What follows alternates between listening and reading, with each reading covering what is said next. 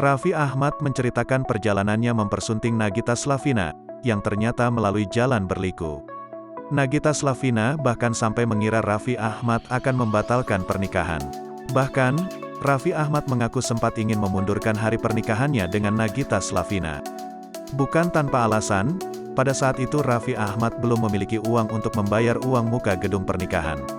Raffi Ahmad pun membuka rahasianya. Ia mengungkapkan bahwa uang muka gedung pernikahan ditalangi oleh mertuanya, Rieta Amalia. Nagita Slavina pun langsung menimpali bahwa alasan Raffi Ahmad ingin memundurkan pernikahan karena honornya belum turun. Padahal, kata Nagita Slavina, kala itu sudah harus membayar uang muka gedung pernikahan. Raffi Ahmad membeberkan jika uang muka pembayaran gedung pernikahannya dengan Nagita Slavina ditalangi oleh mertuanya. Nagita Slavina pun langsung meminta Raffi Ahmad jujur, bahwa memang dirinya berniat untuk memundurkan pernikahan. Ayah Rafattar dan Rayanza ini pun mengakui hal tersebut. Artis 35 tahun ini membeberkan reaksi Nagita Slavina saat dirinya menyampaikan ingin memundurkan pernikahan mereka.